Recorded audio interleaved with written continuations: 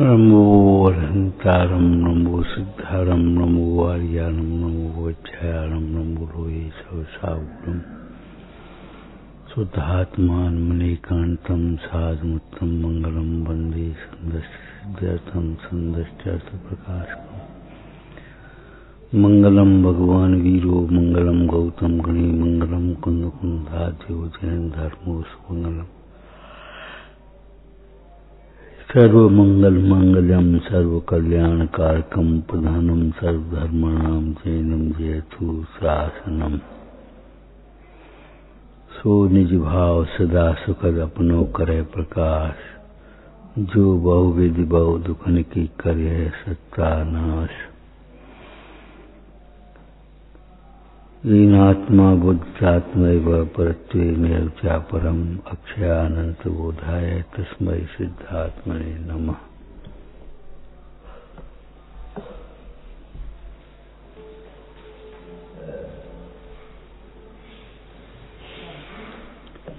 यदंतर जल्प संप्रक्त मुत्प्रेक्षा जालमात्मने मूलम दुःखस्य तन्नाशे शिष्टमिष्टम परम पदम।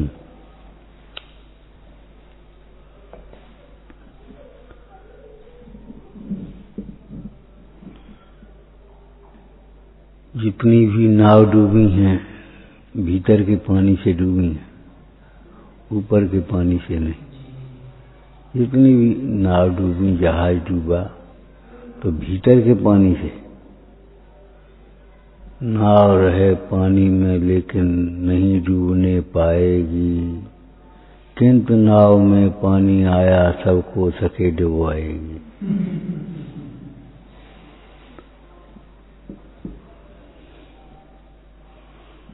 पानी में नाव आ गई और नाव में पानी, एक ही बात है। अरे एक ही नहीं है। ये जीव दुखी हुआ है तो अपने अंतर के विकल्पों से,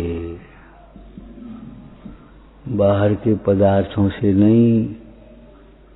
मूर्छा परिग्रह, जब पर पदार्थ में ममत्व भाव उसका नाम परिग्रह है तो परद्रव्य निमित्त कहलाता, बाह्य परिग्रह कहलाता।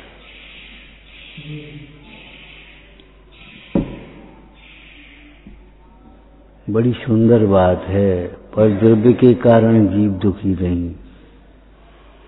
जब तुम्हें दुख का कारण परद्रव्य दिखाई दे, इसके कारण से हमें राग होता है, इसके कारण से हमारे परिणाम बिगड़ते हैं, इसके कारण से क्रोध होता है, इसके कारण से मान होता है, तब ये सोचना। पूज्यपाद स्वामी ने इस श्लोक में ये कहा, अंतर विकल्प से दुखी है परद्रव्य के कारण। और चर्चा की थी 2 दिन पहले, परद्रव्य दुख का कारण होता तो कोई सुखी नहीं हो सकता, क्यों परद्रव्य भी स्वद्रव्य की तरह अनादि अनंत है। उनके संयोग भले बदले लेकिन द्रव्य तो 6 रहते ही हैं, चाह की चाह। लोकाकाश में इतना भी एक भी प्रदेश ऐसा नहीं है जिसमें 6 द्रव्य न हो।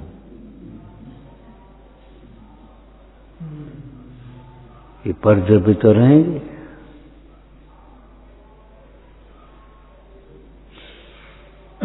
और इन अंतर के विकल्पों के होने में परद्रव्य का दोष नहीं है। पूरा वाक्य क्या कहा था?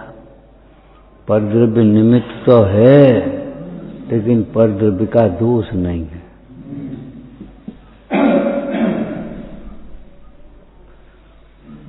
इसलिए परद्रव्यों का त्याग करने की तो बात है, पर परिग्रह का त्याग तो करना, भोगों का त्याग तो करना, लेकिन उनके त्याग मात्र से ही शांति की आशा मत करना।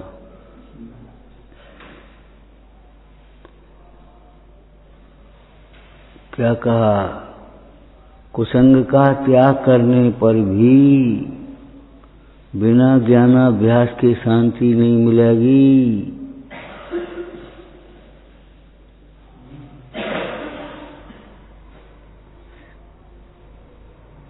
पुराण में पढ़ा होगा, उस राजा को चिंता होती थी, चिंता, राज मेरी बात कौन संभालेगा, ये चिंता होती।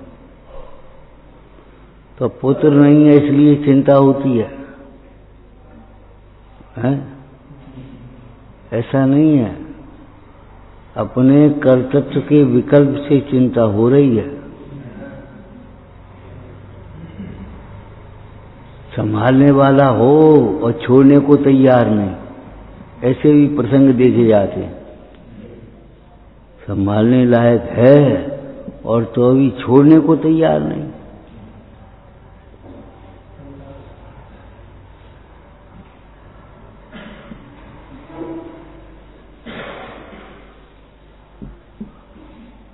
परद्रव्य दुख का कारण हो तो नहीं छूट सकता, दुख नहीं छूटेगा। इसका अर्थ क्या हुआ? जो जीव परद्रव्य को दुख का कारण मानते हैं, अनंत काल में भी उनके दुख का अभाव नहीं होता। परद्रव्य दुख का कारण वास्तव में नहीं है, इसलिए दुख का अभाव हो सकता है। लेकिन यदि जब तक परद्रव्य को दुख का कारण मानते रहेंगे, तब तक दुख का अभाव नहीं होगा।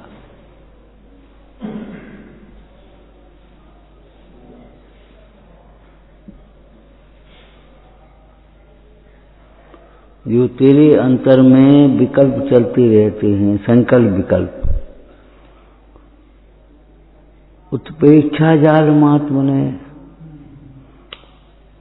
मानो संभावनाओं में जीते रहते हैं, मानो और संभावना। अरे परद्रव्य को हमने अपना मान लिया है और कैसी संभावना कर, अगर जी चलेगा, पैसा चलोगा फिर क्या होए? अरे कुछ नहीं होगा। पैसा चले जाने से सुख आत्मा का गुण है, वो सुख थोड़ी चला जाएगा। ज्ञान आत्मा का गुण है, ज्ञान थोड़ी चला जाएगा। ये पद छिन जाएगा फिर कोई फिर क्या होगा? अरे पद छिन जाएगा, छिन जाएगा। ये पद हमारा पद है ही नहीं, हमारा तो शुद्ध चैतन्य पद है। शुद्ध चैतन्य पद वह हमारा पद है। अमृतचंद स्वामी ने बुला करके कहा, हे यहाँ आओ, यहाँ आओ। जिस पद में तुम सो रहे हो वह तुम्हारा पद नहीं है। हम तुम्हें तुम्हारा पद बताते हैं। शुद्ध चैतन्य धातु से निर्मित वह तुम्हारा पद है। उस पद में अनंत काल तक विश्राम हो सकता है, रह सकते हो, स्थायी है पद। और ये पद तो अपद है। पर द्रव्य दुख का कारण नहीं है, इसलिए दुख छूट सकता है, ठीक है। और परद्रव्य को जब तक दुख का कारण माने तब तक दुख नहीं छूट सकता, ये कह रहे। देखो, दुख का कारण हम परद्रव्य को ही मानेंगे, पूजा कर लेंगे तो दुख तो छूटेगा कि नहीं? पूजा से क्या होगा? क्या पूजा से ये होगा इस सामग्री मिल जाएगी तुम्हें? दुख का कारण या दुख के कारण रूप कसाय का कारण परद्रव्य को ही माने और पूजा करता रहे, दान देता रहे, तीर्थ यात्रा करता रहे, तपस्या करता रहे, व्रतों का पालन करता रहे, शास्त्रों का अभ्यास करता रहे। परद्रव्य को दुख का कारण मानने वाला जीव कभी सुखी नहीं होगा।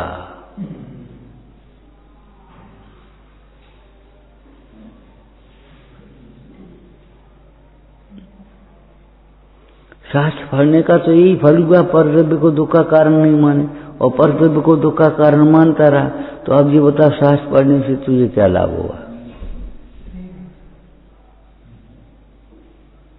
तो क्या करें? फिर वही बात, क्या करें? अरे भाई, तुम्हें मोह के उदय से परद्रव्य दुख का कारण लगेगा, लेकिन उसी समय तुम तत्व विचार करना, ये परद्रव्य दुख का कारण नहीं है, दुख का कारण हमारे दुर्विकल्प हैं।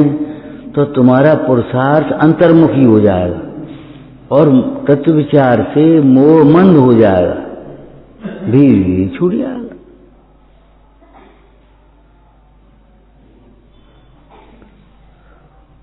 क्या करना? कोई मोह के उदय में परद्रव्य दुख का कारण लगेगा तो सही, लेकिन तब तुम उसमें विचार करना।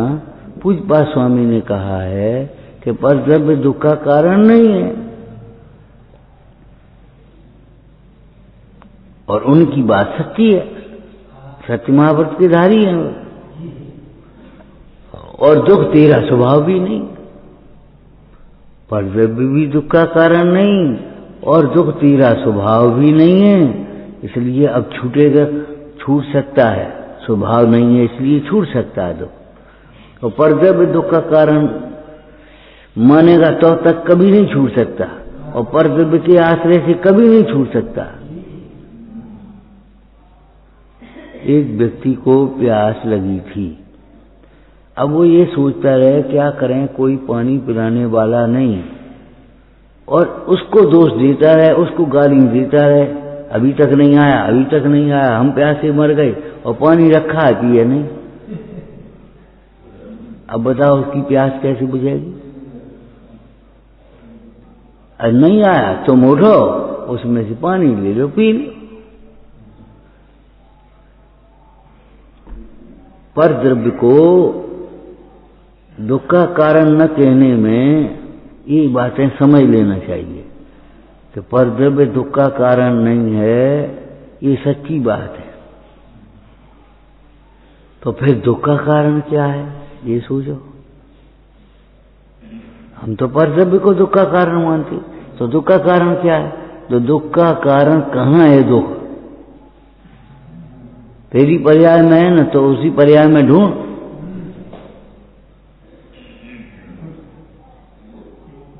कि परद्रव्य दुख का कारण नहीं है तो कौन? तेरे मोहादिक भाव, तेरा अज्ञान भाव, तेरा असंयम भाव। मिथ्या दर्शन, अज्ञान और असंयम ये दुख के कारण, मूल कारण हैं। अब ज्ञानाभ्यास न करे, काय के लिए? ज्ञानाभ्यास भी करे तो पंडिताई के लिए करे, दूसरों को समझाने के लिए करे, तैयारी कर ले। 10 लक्षण में आना, अपने को प्रवचन करना, इसलिए 10 धर्मों की तैयारी कर लो। अरे मूल 10 लक्षण सुनाने के लिए 10 लक्षण की धर्मों की तैयारी कर रहा है। तेरा अहंकार तो देख। ये ज्ञान तुझे, इंद्रिय ज्ञान, 6 उपसमिक ज्ञान, ये तुझे अहंकार उत्पन्न करेगा। 10 लक्षण धर्म प्रकट करने के लिए ज्ञानाभ्यास कर। 10 लक्षण धर्म प्रकट करने के लिए ज्ञानाभ्यास कर। 10 लक्षण धर्म सुनाने के लिए ज्ञानाभ्यास मत कर। परद्रव्य दुख में निमित्त तो है, इसलिए उसका त्याग कराया है, लेकिन परद्रव्य को त्याग करने मात्र से ही कोई सुखी होना चाहे, वह कभी सुखी नहीं हो सकता, उसका दुख कभी दूर नहीं हो सकता।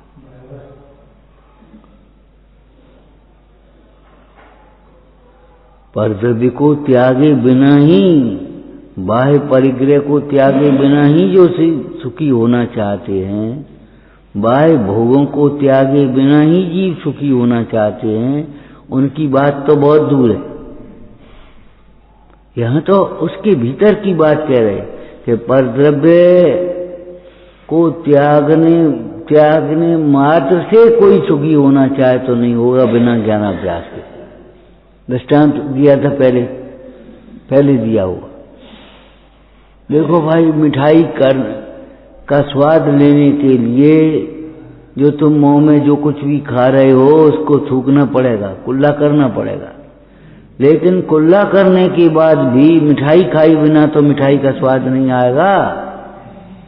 हमने तो कुल्ला कर दिया, हमको स्वाद नहीं आया कि तुमने कुल्ला तो कर दिया, जो खा रहे थे वो तो थूक दिया, ठीक है, लेकिन अब मिठाई कहाँ खाई? अरे तुम्हें कर्तव्य का त्याग कराया, घर का त्याग कराया, परिग्रह का त्याग कराया, भोगों का त्याग कराया, विवाह का त्याग कराया, व्यापार का त्याग कराया, व्यवहारों का त्याग कराया, ठीक है, तुमने त्याग कर दिया और सुख तो नहीं मिला। क्या सुख कहां से मिल जाता? सुख कहां से मिल जाता? तुमने परद्रव्य का त्याग करने के बाद ज्ञानाभ्यास करना चाहिए, ज्ञानाभ्यास तो नहीं किया, स्वद्रव्य का आश्रय तो नहीं किया।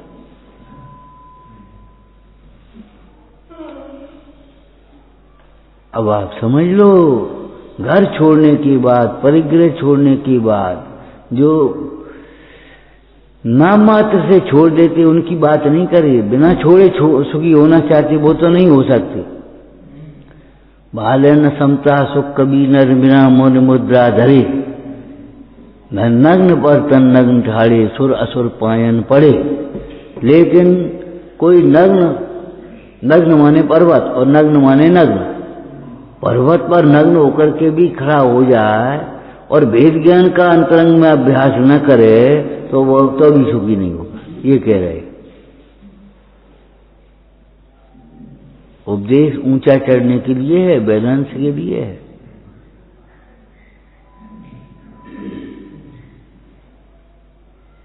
कितनी बातें कहीं। नंबर 1, परद्रव्य अगर दुख का कारण होता तो कोई सुखी नहीं होता। और सुखी तो हुए हैं, सुखी तो हुए हैं, हो रहे हैं और होंगे। इसका मतलब है सुखी होने की विधि तो कुछ है। और दुख आत्मा का स्वभाव नहीं, इसलिए छूट सकता है, सुखी हो सकते हैं, इसका मतलब सुख आत्मा का स्वभाव है, सुख शक्ति है, इसलिए व्यक्त हो सकती है, प्रकट हो सकती है। लेकिन परद्रव्य का दोष देखने से नहीं, परद्रव्य के आश्रय से नहीं, जिंदगी भर पड़े रहना, जिंदगी भर।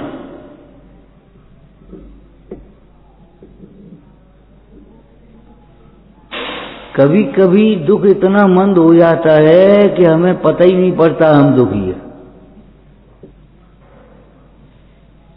कभी कभी रोग इतना मंद होता है, रोगी को लगता है अब तो हम ठीक हो गए, और अगर वो ठीक हो गए ऐसा मान करके औषधि सेवन छोड़ देता है तो वह पुनः बीमार पड़ जाता है। ऐसे ही इस जीव को थोड़ी सी वंशता हुई और इस जीव ने सोच लिया हमें तो राग है ही नहीं, हमें तो मोह है ही नहीं, हमें तो अज्ञान है ही नहीं, हमें तो दुख है ही नहीं।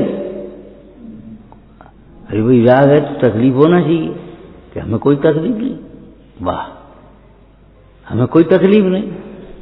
ये तुम्हारी भ्रांति इसलिए है तकलीफ नहीं है, तुम्हें इंद्रिय सुख की अनुकूलताएं अभी बैठी हैं, इसलिए तकलीफ नहीं लग पाती। और जब पाप का उदय आया और इंद्रिय सुख की अनुकूलताएं गई तो ये तकलीफ फिर चालू हो जाएगी।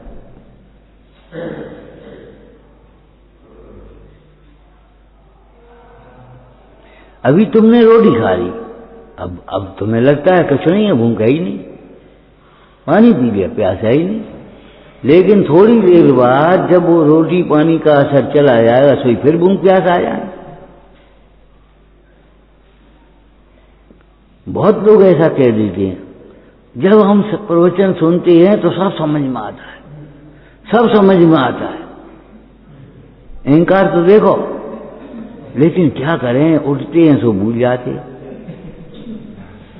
भैया समझ में आई हुई चीज भूल कैसे जाओगे? भाई शब्द भूल जाओ अलग बात है, लेकिन समझ में आने पर, भाव भाषण होने पर ये भूल जाओगे तो समझ में नहीं आए। अगर भूल जाने की प्रकृति है तुम्हारी तो हम तुमसे फिर पूछ रहे हैं, ये बताओ अपना नाम क्यों नहीं भूल जाते कभी? तुम्हारा नाम क्या है? नाम क्यों नहीं भूल जाते? घर क्यों नहीं भूल जाते? रिश्ते नाते क्यों नहीं भूल जाते? प्यास पानी से बुझती है, भूख भोजन से मिटती है, ये क्यों नहीं भूल जाते? प्यास लगी, पानी लाओ, थोड़ा भोजन कर ले, भूख नहीं है, पहले पानी लाओ। तो प्यास पानी से मिटेगी और भूख भोजन से मिटेगी, रोग औषधि से मिटेगा, ये क्यों नहीं भूल जाते? ये मिथ्यात्व के संस्कार कितने गहरे पड़े हैं, भूले ही नहीं, अपना नाम ही नहीं भूले।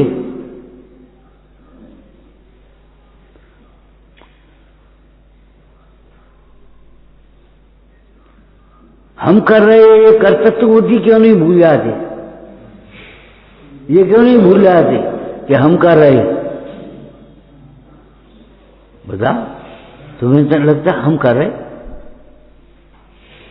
हमें 2 साल हो गए, गद्दी हम ही लगाते हैं, कोई नहीं हो तो बस हम बस लोगों को यही नहीं, रेडीमेड बैठ गए बस आकर, बड़े एहसान से गद्दी हम लगाते हैं।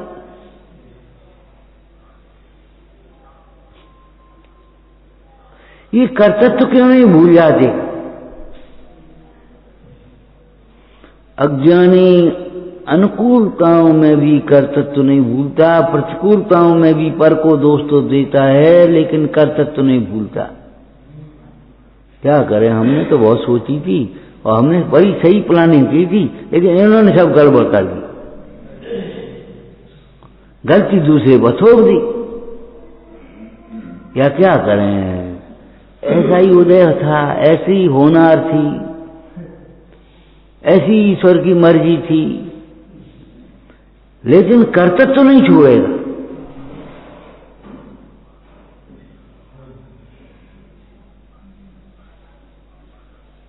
पिताजी कुछ नहीं छोड़ गए थे, ये हमने कमाई है, हमने कमाई है।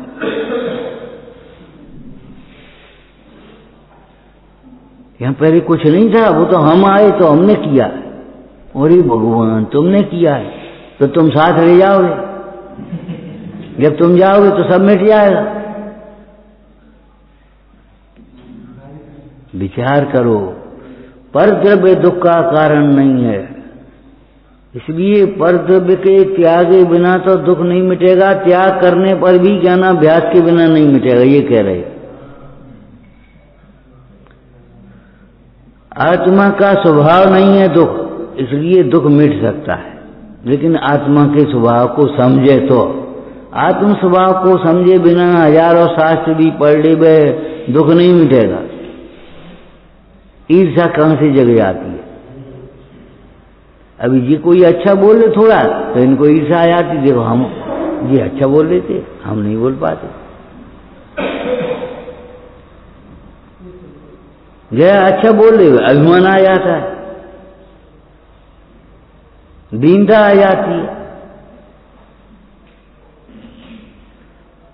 परद्रव्य के को दुख का कारण मानता है, उसके दुख का अभाव नहीं होता, ये कह रहे हैं। परद्रव्य को दुख का कारण मानने से दुख मिटता तो नहीं है, दुख बढ़ जाता है, क्यों? मिथ्यात्व का परिणाम है ना, दुख बढ़ेगा। परद्रव्य को दोष देने से दुख ही बढ़ता है। देने से माने देखने से, इसमें पर का दोष है।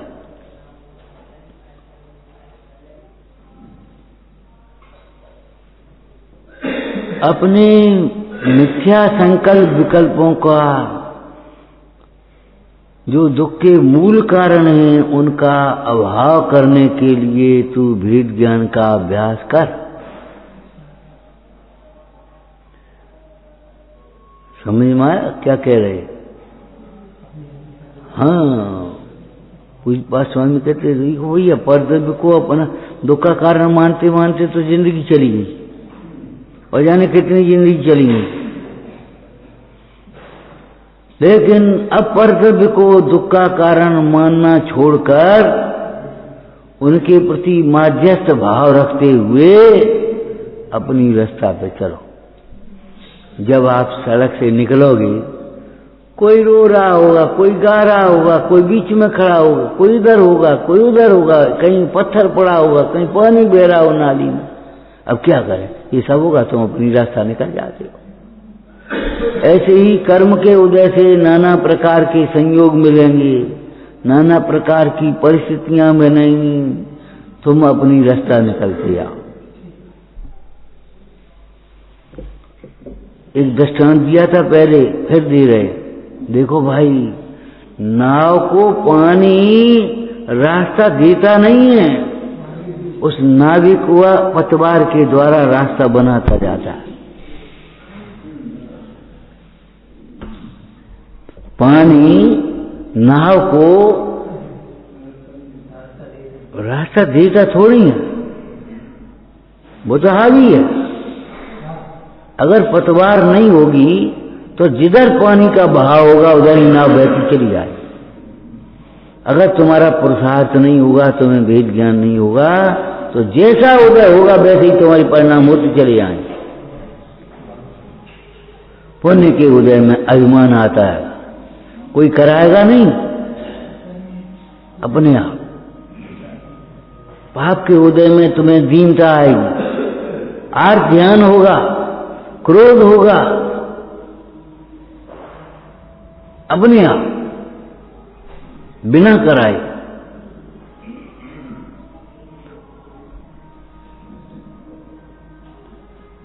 नाविक और पतवार की यही तो उपयोगिता है।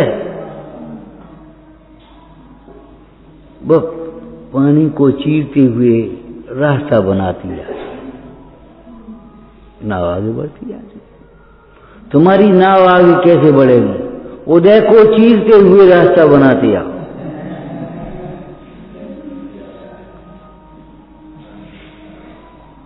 उदय को चीरते हुए माने भिन्न जानते हुए। तू प्रज्ञा क्षीणी उदयनी, तू प्रज्ञा क्षीणी ज्ञाननी उदयनी संधि सहु छेदवा। जैसे कोई छेनी पटक करके एक फाड़ में से दो फाड़ देता है, ऐसे जिनको तूने एक मान लिया है उसमें प्रज्ञा रूपी छेनी को पटक करके उसको दो देख। बाहर में लोहे की छेनी डाली उसमें पत्थर में या लकड़ी में, और वो ऐसी चीज दी दो हैं। ऐसे ही जिनको तूने एक मान लिया है, प्रज्ञा रूपी छेनी डाल और उसमें द्वैत कर दे। दो हैं, वो एक नहीं है। एक आदमी, कभी कभी लोग अज्ञानवश कहने लगते, अब बताओ अकेला आदमी क्या क्या करे? घर का काम करे कि भीतर बाहर का करे? अकेली महिला एक काम करे, अब घर का करे कि बाहर का करे? भैया विचार करो, अकेला आदमी होता ही नहीं है, अकेली तो आत्मा होती है। हंसने की बात नहीं है, समझने की बात है। आदमी असमान जाति पर्याय को कहते हैं। मैं आत्म और पुद्गल खंड मिलके भयो परस्पर बन, सो असमान जात पर्याय उपजे मानुष नाम। आदमी अकेला नहीं होता।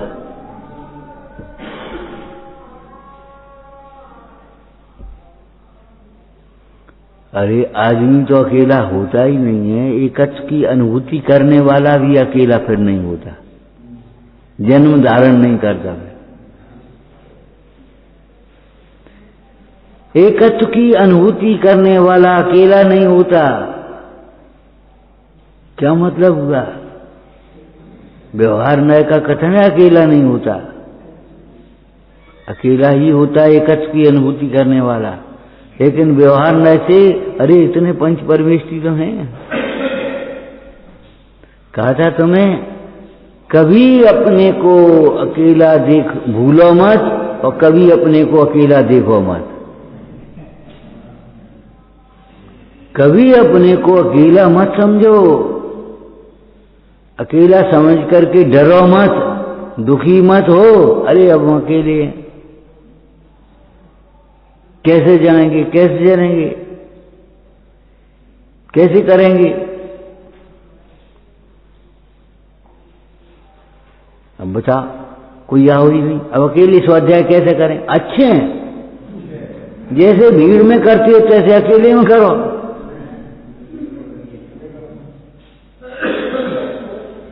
चौकी लगाओ, साहस धरो और पढ़ने लगो, अंतर में विचार करने लगो। कोई आ जाए तो नेक जोर से पढ़ ले।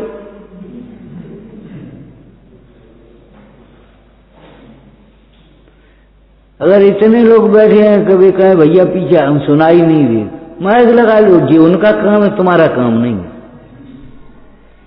सवेरे भी कहा था हमने, अगर प्रवचन नहीं छूट पाए तब तक भी गुरु तो छोड़ देना और निर्देशन छोड़ देना, बोझा मत लेना।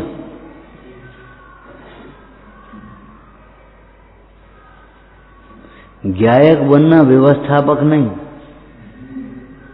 आलसी होकर के नहीं, हमें का मतलब रेडीमेड होकर के अपन तो सुनने बैठ गए, ये नहीं कह रहे हम ये कह रहे हैं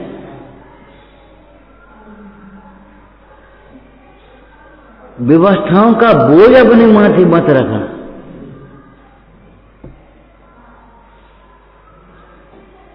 भार मत रखना। तत्व ज्ञान में तत्पर मुनिजन सहे नहीं ममता का भार, रखे नहीं ममता का भार।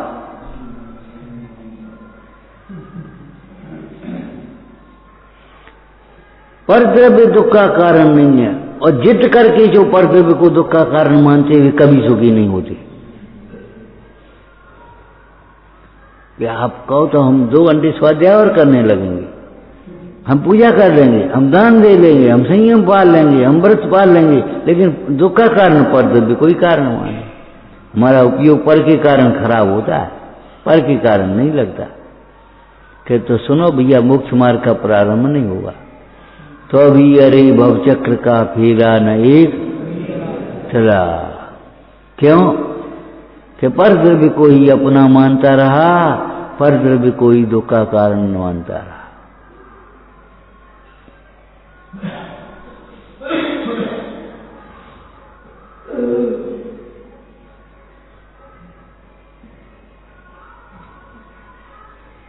अभी अभावों की चर्चा चल रही थी, एक बात समझ लेना, ये अभावों का ज्ञान कभी डिप्रेशन की ओर नहीं जाने देगा। तो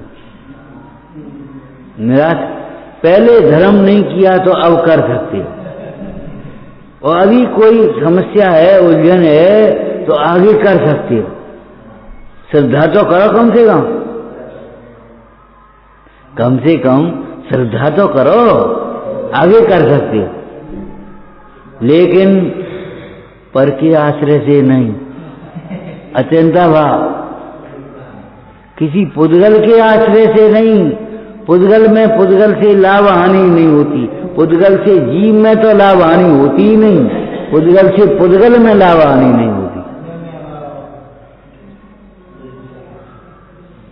इतनी बढ़िया गोली थी, इतना लाभ हो गया, एक गोली खाते ही ठीक हो गए। अरे तुम्हारा कैसी बातें कर रहे हो, कैसी बातें कर रहे हो। हम ये कह रहे कितनी पावरफुल गोलियां बना लें, जब तक अंतर के वो दोष, आयुर्वेद वाले दोष बता रहे, बात पित्त कफ वाले, जब तक उन दोषों का समन नहीं होगा तब तक दर्द नहीं मिटेगा। कितनी पावर, थोड़ी देर को उतनी, जब तक गोली का असर है तब तक मालूम नहीं पड़ता था, दर्द होता नहीं कि दर्द मालूम नहीं पड़ता। दर्द तो उतनी टाइम में मिटेगा, जी ध्यान रखना।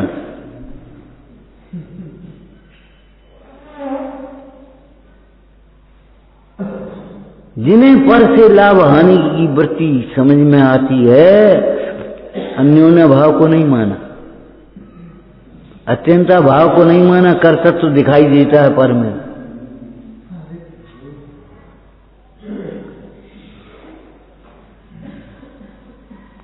और ये बड़ी गहरी चलती रहती हैं मान्यताएं, और ऊपर से बस हो जाता है। लेकिन एक दृष्टांत दिया था हमने आपको, इन अशुद्ध कपड़ों के ऊपर दुपट्टा डालने से प्रक्षालय थोड़ी हो जाओ। ऐसे अशुद्ध मान्यताओं पर ऊपर से शब्द बदल करके, क्रियाएं बदल करके, और ये शास्त्र पढ़ करके तुम ये ज्ञानी थोड़ी हो जाओगे, सुखी थोड़ी हो जाओगे। मान्यता बदलनी पड़ेगी।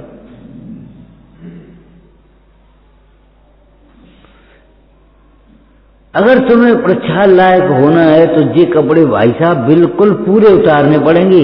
एक चड्डी भी रहेगी तब तक नहीं बनेगी बात। एक अशुद्ध चड्डी सारे कपड़ों को अशुद्ध कर देगी, वे भी अशुद्ध हो जाएंगे। एक परद्रव्य को अपना मानना, एक कार्य का भी कर्ता मानना, एक की चिंता ही तुम्हारी सारी चिंतन को विपरीत कर देगी। क्या कह रहे? एक चिंता भी समाधि बिगाड़ देगी तुम्हारी, समाधि बिगाड़ देगी। पानी के सरोवर में एक कंकड़ी फेंको, उसमें भंवर उठने लगती है, लहरें उठने लगती हैं। एक कंकड़ी डालने, देखता हुआ चेहरा भी लुप्त हो जाता, जाने कहां चला गया। ऐसे दिखता हुआ आत्मा भी दिखता नहीं है, ये समझ लो। नहीं दिखेगा, नहीं दिखता हुआ दिखेगा नहीं, और दिखता हुआ भी फिर लुप्त हो जाएगा। मतलब ज्ञान नहीं है तो होगा नहीं, और ज्ञान है तो नष्ट हो जाएगा। संपदा नहीं है तो होगी नहीं, और संपदा है तो नष्ट हो जाएगी पुण्य के बिना।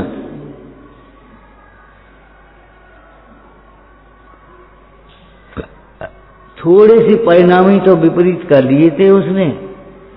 कौन ने? बुद्धसेन के पिता ने, मनोवती की ससुर ने। ऐसी बहू है कोई, गजमोती चढ़ाएगी। ये भी कोई प्रतिज्ञा भगवान भीतर आ गई है, क्या करने गजमोती लोगों ने।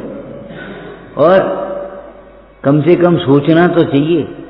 अब क्या करें, हम तो राजा से मना करे आए, हमारे गजमोती नहीं है, और बहू आएगी तो गजमोती फिर चढ़ाएगी, और लड़का होगा तो बहू आएगी। इसलिए इस लड़के को ही निकाल। अरे लड़के को निकालोगे संपदा नहीं निकलेगी। दर्शन प्रतिज्ञा की थोड़ी सी विराधना का परिणाम आया और बस खत्म मामला। रखी संपदा खत्म हो गई। है नहीं तो होगी नहीं, और है तो खत्म हो जाएगी। ये कह रहे हम। तुम्हें क्षयोपम है नहीं तो होगा नहीं अहंकार से, और अगर अहंकार आया और है क्षयोपम तो खत्म हो जाए, प्राप्त ज्ञान नष्ट हो जाए। तुम्हारी बुद्धि काम नहीं देगी थोड़े दिनों में। देखो भैया, अगर पहिया घूमता रहेगा तो गाड़ी चलती रहेगी, और पहिया अगर जाम हो गया तो गाड़ी मुश्किल है। ऐसे ही बुद्धि से काम लेते रहोगे तो बुद्धि चलती रहेगी, और बुद्धि से काम नहीं लोगे तो बुद्धि नहीं चलेगी। शरीर से काम नहीं लोगे तो शरीर नहीं चलेगा। ये सोचने वाले बड़े मिथ्या सोचते हैं कि खाने पीने से ही ताकत आती है। अरे काम करने से भी ताकत आएगी। हलन चलन अगर नहीं हुआ, बस खाओ और परो तो ताकत नहीं होगी, कमजोर हो जाओगे धीरे धीरे। ये बहुत विपरीत मान्यता है।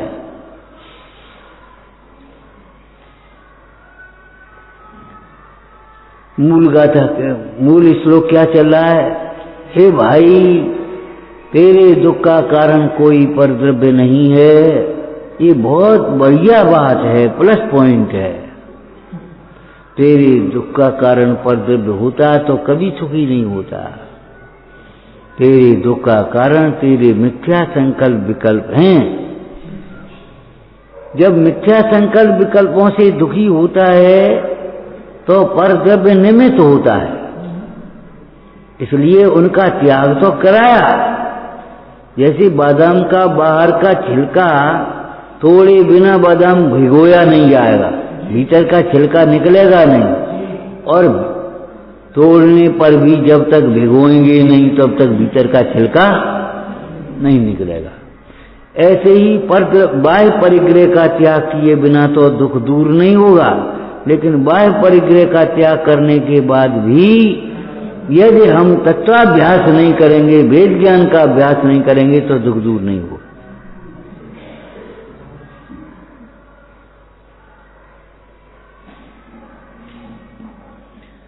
लोक में भी सर्वत्र ऐसा ही देखा जाता है। बाहर के छिलके को दूर करके अंतर के छिलके को दूर करने के लिए अलग से पुरुषार्थ करना है। बताओ, आपको नहीं करना है, भिगोना पड़ेगा। अरे बाहर का छिलका तो एक चोट में ऐसे चले जाएगा, निकल गया, और भीतर का छिलका तो भैया भिगोना पड़ेगा तब निकल पाएगा। तो ऐसे बाहर का परिग्रह तो देखा देखी भी छूट सकता है, लेकिन अंतर का परिग्रह तो बिना ज्ञान अभ्यास के कैसे छूटेगा? ये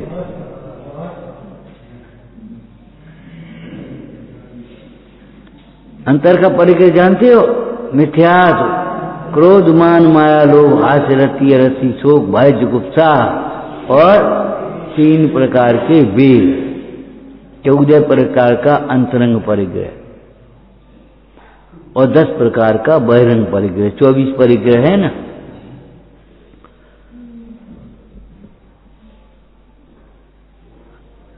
अब ये कहते हैं कपड़े में साबुन क्या करता है? साबुन पानी क्या करता है? केवल मैल को अलग करता है। सफेदी कहां से आती है? उज्ज्वलता कहां से आती है? अरे भैया, साबुन पानी कोई काले पेंट को सफेद नहीं कर देगा। सोचो, विचार करो, ये काला पत्थर है ना, इसको पाउडर डाल के धो दो पूरा सफेद, तो ये थोड़ी सफेद के संग में ये भी सफेद हो जाएंगे। अरे सफेद सफेद होगा, काला काला होगा, जो जिसका रंग है वो निकलेगा। ऐसे ही ये बाह्य परिग्रह और अंतरंग परिग्रह का त्याग होने पर जो तुम्हारा सुख स्वभाव है सो प्रकट होता है तो प्रकट होता है, नहीं है तो कहां से प्रकट हो?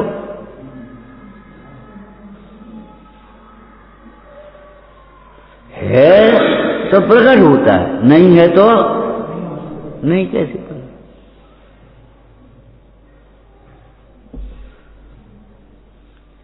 तेरे दुख के कारण। इतनी सरल बात है, लोगों को ये लगता है, थोड़ा सा पढ़ लेते हैं, सुन लेते हैं तो ऐसा लगता है जी तो हम जानते हैं। भैया यही तो नहीं जानते। अगर तुम ये मानते हो ये हम जानते हैं तो ये बताओ, जब दुख होता है तो परद्रव्य पर नजर क्यों आती? और दुख दूर करने के लिए परद्रव्य को हटाना क्यों चाहता? केवल उसे द्वेष क्यों करता है? वो हमारे परिणाम खराब होते इसलिए हम नहीं आते। ओहो, आने से परिणाम खराब होते हैं कि तेरे अज्ञान से परिणाम खराब होते हैं। इसका मतलब है तू नहीं आता तब तो परिणाम खराब नहीं होते होंगे, तब तो निर्मल रहते होंगे तेरे परिणाम। क्यों भैया?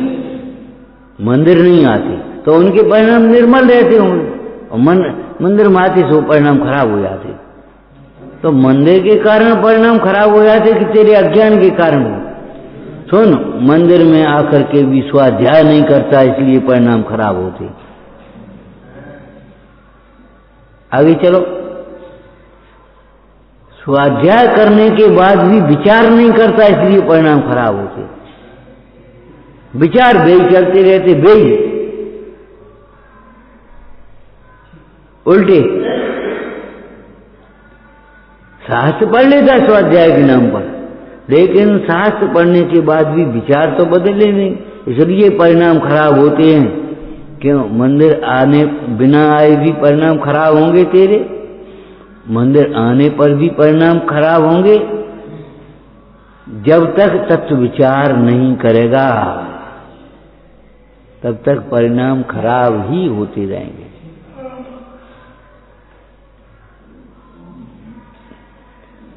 मूल कारण का अभाव होने पर कार्य का अभाव होगा। अंधकार का कारण प्रकाश न होना है, प्रकाश का कारण कोई प्रकाश का आश्रय सूर्य दीपक, अब वो जब तक नहीं जलेगा तब तक अंधकार रहेगा। ऐसी सुख का आश्रय अपना आत्मा, जब तक तुझे आत्म सन्मुखता नहीं होगी, आत्मदृष्टि नहीं होगी, तब तक तू दुखी ही होता रहेगा। पंडित जी ने क्या लिखा? परद्रव्य जबरन परिणाम नहीं बिगाड़ते। इस जीव के परिणाम परद्रव्य के बिना भी बिगड़ते हैं, और परद्रव्य नहीं हो तो भी बिगड़े, हो तो भी बिगड़े और नहीं हो तो भी बिगड़े। तुमने कभी देखा है? बहुत से लोग अकेले में बड़बड़ाते रहते, आने दो उसको और देखेंगे हम, और उसने ऐसा क्या किया, उसकी हिम्मत कैसे हो गई ऐसा करने की, अब हम आने दो हम देखेंगे, और है कोई नहीं। कहीं कवात है, कौन से लड़ रहे? कहू नहीं। आजकल तो क्या कहें, वो ऐसी दशा चलती है। और कोई सामने होने पर भी शांत रहता है, और कोई पीछे भी अकेला होने पर भी और बड़बड़ाता रहता है, द्वंद्व में भरा रहता है, अंदर द्वंद्व। परद्रव्य नहीं, परद्रव्य का लक्ष्य दुख का कारण है।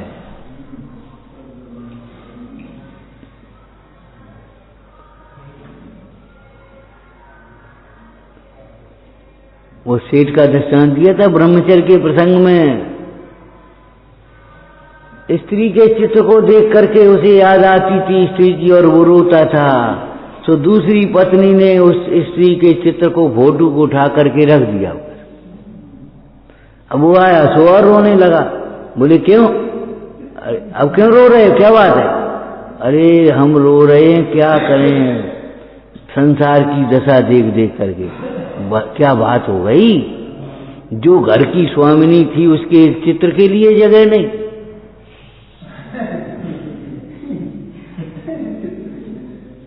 जो पूरे घर की स्वामिनी थी उसके एक चित्र के फोटो के लिए जगह नहीं। बोले नहीं नहीं ये बात नहीं है, फोटो हमने रख दिया, बक्से में रखा है, देखो सुरक्षित। फिर हटाया क्यों? कि तुम्हें उस फोटो को देख करके याद आती थी, तुम दुखी होते थे, रोते थे, इसलिए हमने हटा दिया। अरे मूल, वहां से हटाने से क्या होगा, यहां से तो हटे।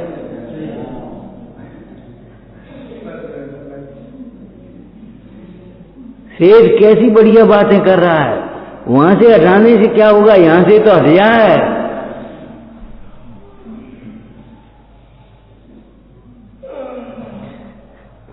तन्ना से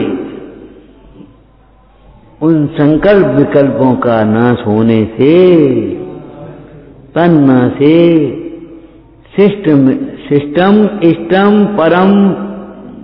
परमम पदम,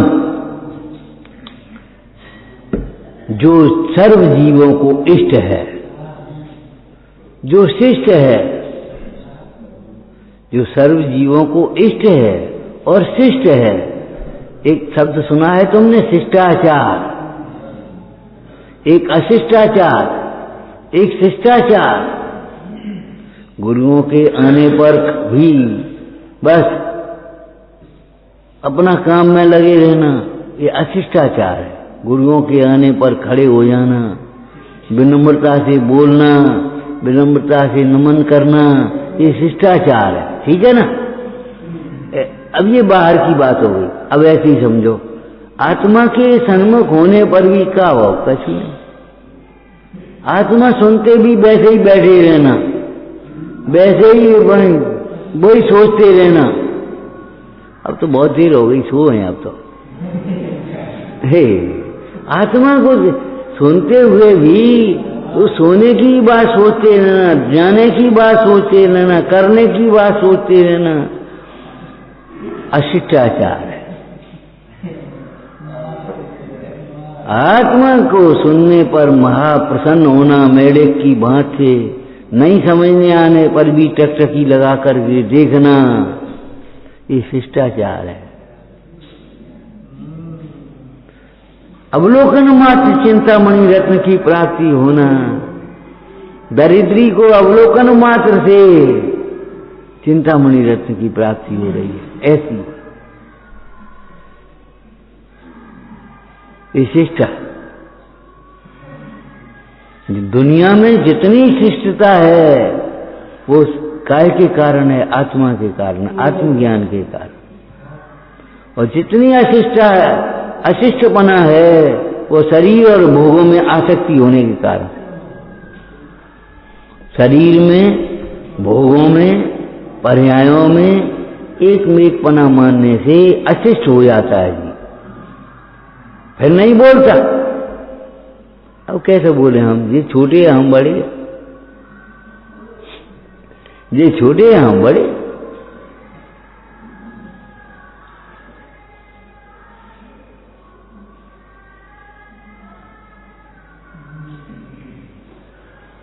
मोक्ष पद को, सिद्ध पद को, सम्यक्त के पद को शिष्ट कहा। शिष्ट, शिष्टम इष्टम परमम पदम। शिष्ट इष्ट परम पद की प्राप्ति होती है, अर्थात प्रकटता होती है। किसको? संकल्प विकल्प से रहित जीव, देखने वाले जीव को, ध्याने वाले जीव को।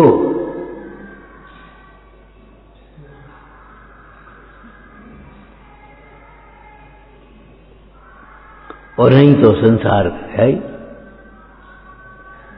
हे भव्य, तेरे दुख का कारण कोई और नहीं है, और दुख तेरा स्वभाव भी नहीं है। इसलिए पर को त्याग करके, पर से उपयोग हटा करके अपने स्वभाव को समझने से तू सुखी होगा ही होगा। नहीं होगा ऐसा नहीं, होगा ही होगा। उस आत्म स्वभाव को समझे बिना और कोई पदार्थ ऐसा नहीं है जिससे तृप्त हो सके, कोई भोग ऐसा नहीं है जो तुझे तृप्ति करे, कोई अनुकूलता ऐसी नहीं है जो तुझे सुखी करे, कोई वैभव ऐसा नहीं जो तुझे प्रभु बनाए, परमात्मा बनाए।